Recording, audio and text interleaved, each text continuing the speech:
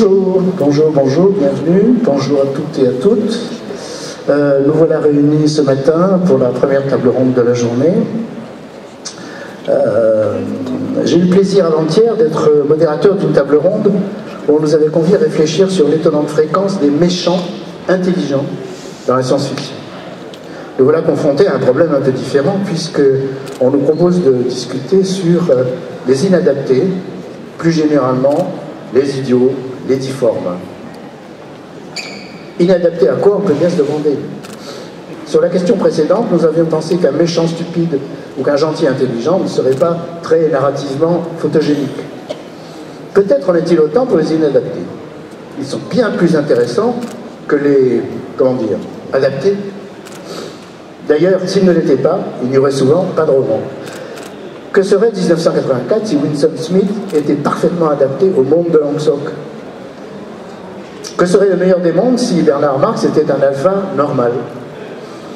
Comment Descartes reconnaîtrait-il les androïdes des moutons électriques s'ils étaient complètement adaptés? Qu'en est-il de l'Inter dans l'état des arts de Ian Banks? Est-il plus adapté au monde de la culture, ou au nôtre, ou aux deux? Charlie Gordon est-il plus adapté comme arriéré ou comme surdoué comme la souris Algernon?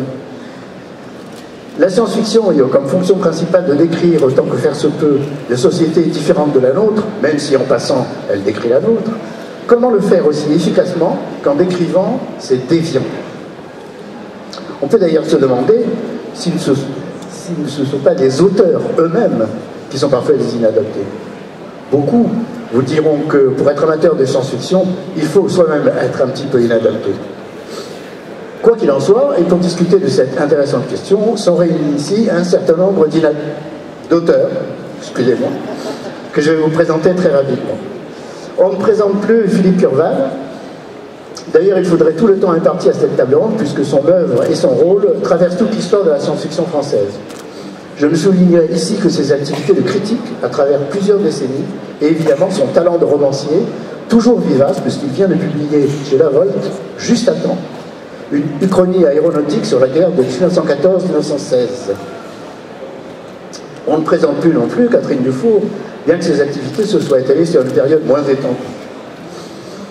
Entamée sous le signe de la fantaisie sarcastique, ton qu'elle a conservé dans sa récente Histoire de France, pour ceux qui n'aiment pas ça, son œuvre, nouvelles et romans, est dominée, à mon sens, par le goût de l'immortalité. Faites parler Olivier Baquet des mangas, il devient intarissable. Il est d'ailleurs sur France Culture au sein de l'émission Mauvais Genre, mais il est également romancier d'une science-fiction classique et efficace, si classique et efficace que, pas plus tard qu'hier, il a remporté le Grand Prix des Utopiades. Oh mon Dieu, je mélange tout. Le prix Vert d'Angers. J'allais dire que j'allais gaffer quelque part.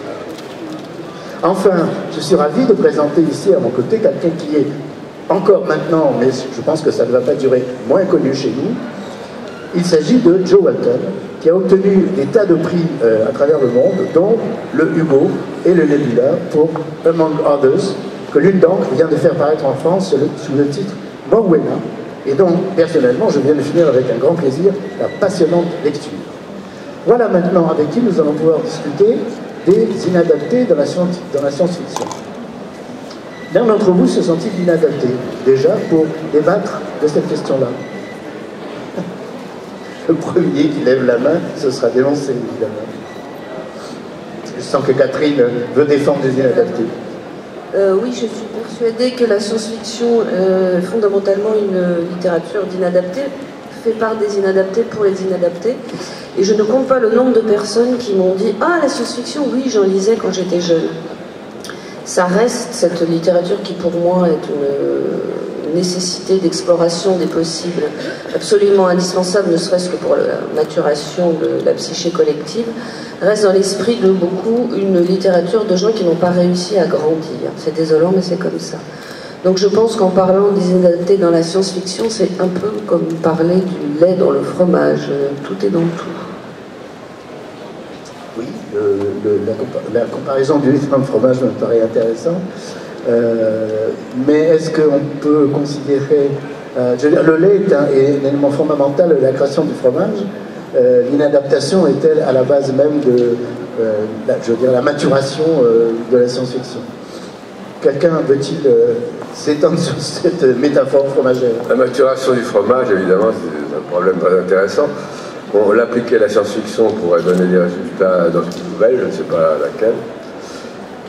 Pour moi, la science-fiction, évidemment, commence par une adaptation, puisque mes premières émotions dans ce domaine, ça a d'abord été le John Carter s'envolant pour la planète Mars, et se trouvant face à une civilisation tout à fait inconnue.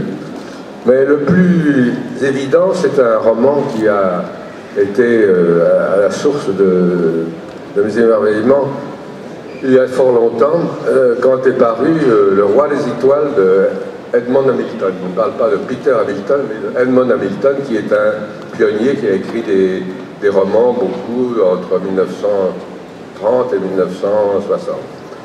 Et alors, ce qui est extraordinaire, c'est que justement, on a l'exemple, c'est l'archétype de l'inadapté dans la science-fiction.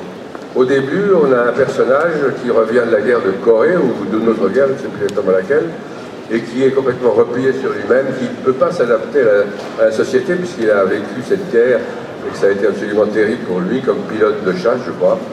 Et donc, il devient un simple petit bureaucrate quelque part, et vraiment, il est dans un état vraiment au seuil du suicide, ce qui est quand même le comble de l'inadaptation. Et à ce moment-là, il entend des voix depuis un certain temps, jusqu'au moment où quelqu'un lui dit « Je suis Zark ». Oui, mais qui es-tu, Zark? Il dit « Je suis Zark, le roi de l'Empire Galactique ». Mais il dit « Qu'est-ce que c'est que cet Empire Galactique ?» Bien voilà, le monde a essaimé il y a 200 000 ans, et maintenant nous avons un vaste empire, mais nous avons interrogé le passé et nous avons besoin de toi. Alors le personnage ne comprend pas, il dit oui c'est très bien, vous avez besoin de moi, mais enfin, il y a 200 000 ans qui nous séparent, moi je suis complètement inadapté, je suis un futur de la guerre.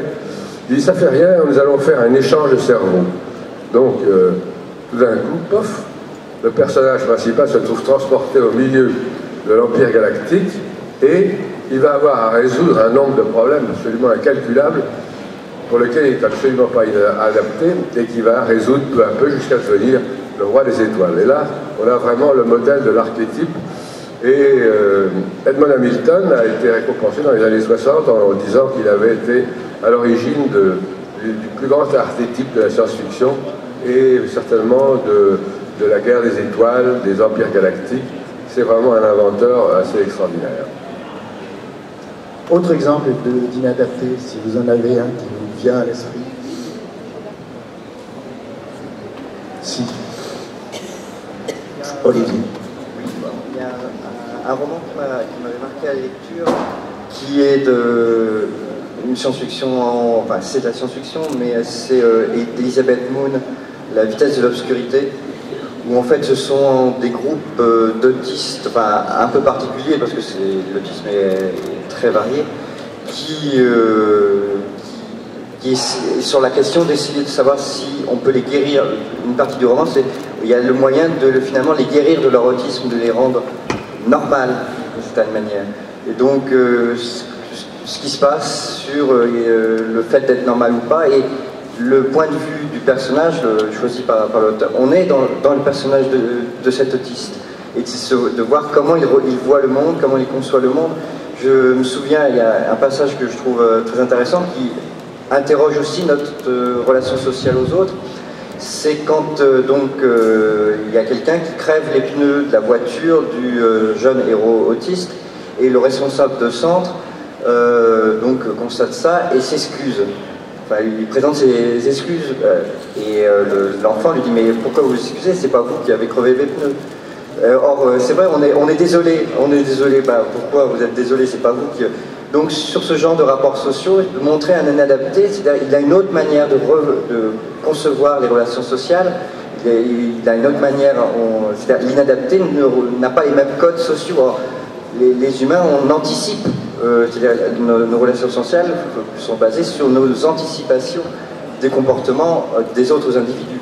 Et donc ces cas d'autisme n'anticipent pas de la même manière. Et donc l'inadapté en science-fiction, c'est aussi ça, c'est qu'il anticipe d'une autre manière, où il voit les relations sociales d'une autre manière que ses collègues. Moi j'en vois encore. Vas-y. Merci.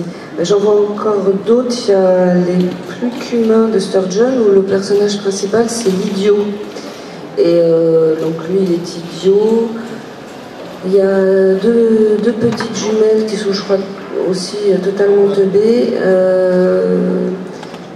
Et en fait, l'auteur réunit au sein d'un même organisme Gestalt différentes personnalités qui n'arrivent pas à se débrouiller dans le monde tel qu'il est toutes seules. Mais s'il y en a deux qui font les jambes, deux qui font les bras, un qui fait la tête, à ce moment-là, on obtient tout simplement un organisme plus puissant que tous les autres réunis. C'est un livre assez magnifique. Et évidemment, je pensais à Des fleurs pour Algernon. J'imagine que tout le monde connaît l'histoire de cet homme qui est cognitivement ralenti, qui va prendre une drogue qui va... Joli métal, qui va le rendre redoutablement intelligent jusqu'au moment où, une fois arrivé en haut de la pente, fatalement, il va la redescendre à toute vitesse. Mais je voudrais pas spoiler la fin pour ceux qui n'ont pas lu Des fleurs pour l'Algernon. I think there's two separate things here. One is stories like Flowers for Algernon and The Speed of Dark, where you're focusing on the character who is different and seeing their viewpoints. And in the case of Flowers for Algernon, you're starting off with seeing his viewpoint as being retarded so that later you can see him surpassing humanity and then have the tragedy of him coming down. And there's stories that are specifically about that character. But then other things like the Hamilton and so on are using a character who is not necessarily stupid but ignorant, and in the same way we often have a very young character, to explore a world. So you're putting the character in the position of the reader, where the reader knows nothing about a strange world, and the character doesn't understand it, but in reality a character would understand their own world. And why don't they understand it? Well, they don't understand it because they're stupid or ignorant, or they've come from a village and they've had no education, and so they've got to learn the world. And we're learning the world with them. And I think those are two separate uses of this that are both interesting. L'envers de ça, c'est les explorateurs, les ethnographes, d'une certaine manière, chez Ursula Le Guin, où l'autre manière d'explorer les mondes, c'est effectivement d'avoir un point de vue extérieur, d'ethnologue, ou chez Banks aussi, ce sont des gens étrangers à la culture, etc. C'est l'autre manière, où c'est voir les mondes à partir de quelque chose de plus intelligent. Et effectivement, il y a deux manières de montrer le monde au lecteur, soit à partir d'un idiot, soit à partir de quelqu'un extérieur. Donc, et un explorateur, chez Le Guin, c'est typique, c'est parce qu'il est extérieur qu'il essaie de chercher les règles. Et c'est inadapté d'une certaine manière. Dans Les Dépossédés d'Ursula Le Guin, c'est parce qu'il vit sur Anarès, donc une autre planète, et qu'il découvre la vraie planète d'origine où les théories anarchistes ont été développées, qu'il essaye de comprendre les règles du monde. C'est une autre forme d'inadaptation, mais par l'intelligence et par...